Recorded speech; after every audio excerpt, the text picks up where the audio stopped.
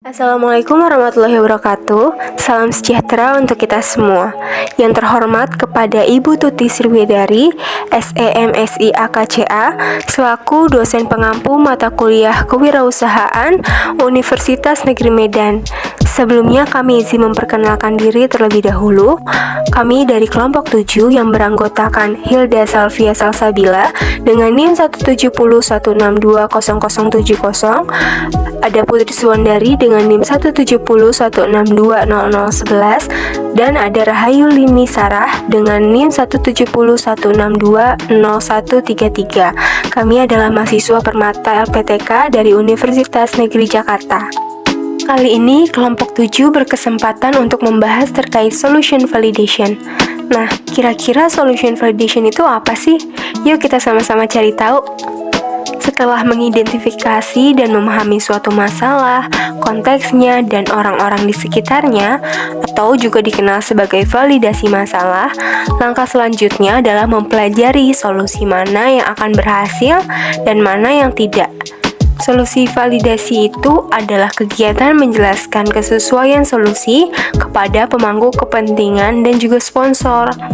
Validasi solusi menilai secara kritis apakah produk, fitur, desain memang telah memecahkan masalah yang awalnya dimaksudkan untuk dipecahkan. Pada tahap ini, validasi solusi dari masalah yang sudah divalidasi, wirausaha dituntut untuk memecahkan masalah dengan tepat sesuai keinginan dengan kebutuhan pelanggan. Lalu, kapan ya solution validation itu diterapkan?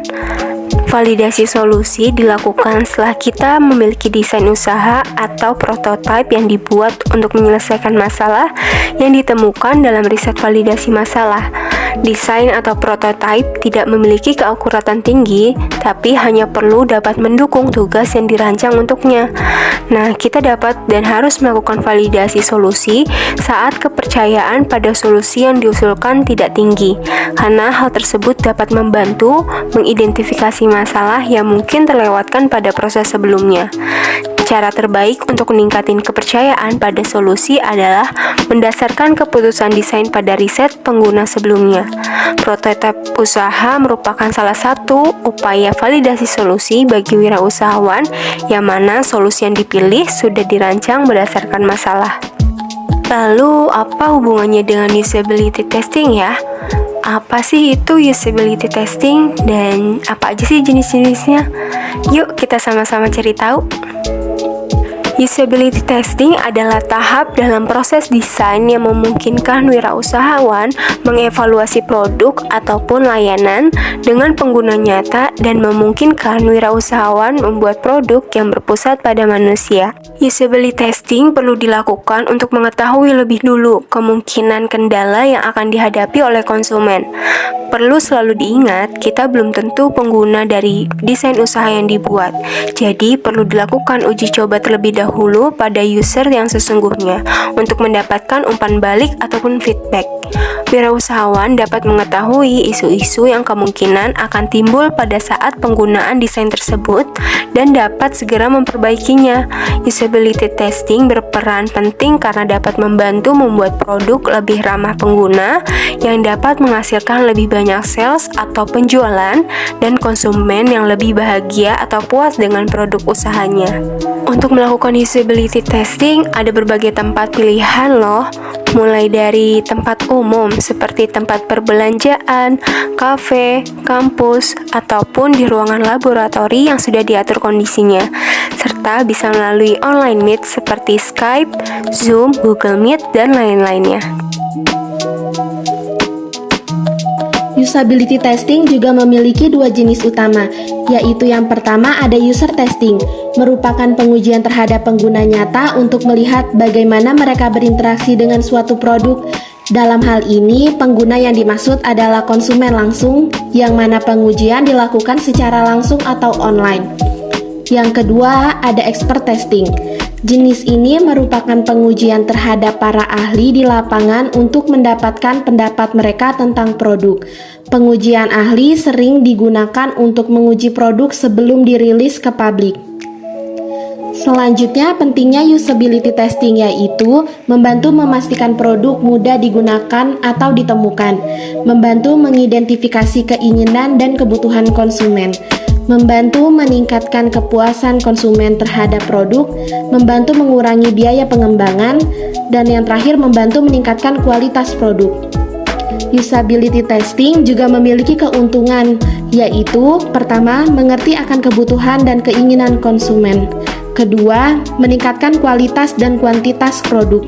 Ketiga, membantu menemukan masalah yang tepat sebelum produk dijalankan.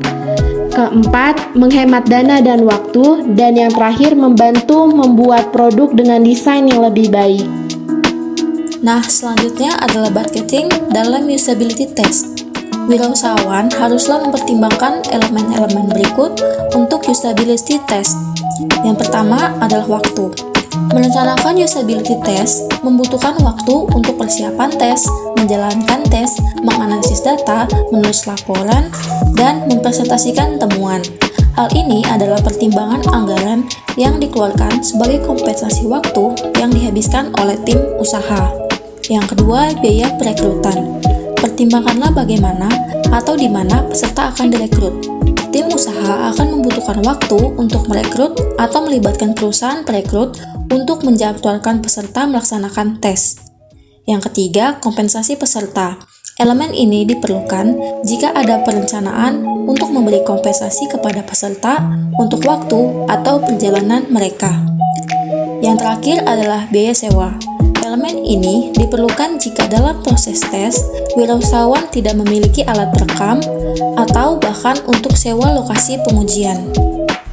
Nah, selanjutnya sama-sama belajar yuk terkait tahapan yang perlu dilakukan untuk melakukan usability testing. Tahapan yang pertama yaitu menentukan sasaran yang ingin dicapai.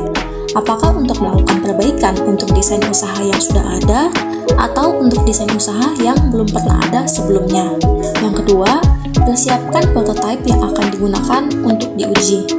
Jika pada tahap perancangan, maka dapat menggunakan prototipe yang masih berupa contoh. Pada tahap berikutnya, dapat menggunakan produk finalnya. Yang ketiga, tentukan partisipan yang akan melakukan uji coba. Partisipan yang dipilih untuk melakukan uji coba disesuaikan dengan target pasar dari desain usaha tersebut. Jumlah partisipan yang dipilih tergantung dari jenis, biaya, dan waktu yang tersedia. Yang keempat, buat rancangan aktivitas yang akan diuji. Aktivitas yang dirancang harus jelas dan singkat agar tidak membuat partisipan bingung. Yang kelima, amati proses uji coba yang berlangsung. Moderator diperlukan untuk melakukan pencatatan hal yang terjadi pada saat uji coba. Jika melakukan secara remote atau online, maka dapat menggunakan aplikasi yang dapat merekam proses uji coba yang sedang berlangsung. Moderator tidak boleh membantu partisipan pada saat mencoba, kecuali memang partisipan belum berhasil setelah mencoba. Dan yang terakhir, membuat rangkuman hasil uji coba.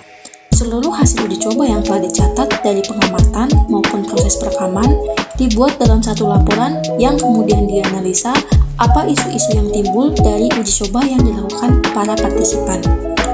Nah, itu tadi materi terkait validation solution oleh kelompok 7. Semoga video pembelajaran kali ini dapat bermanfaat bagi teman-teman sekalian. Kami kelompok 7 pamit undur diri dan mohon maaf bila ada kesalahan. Wassalamualaikum warahmatullahi wabarakatuh.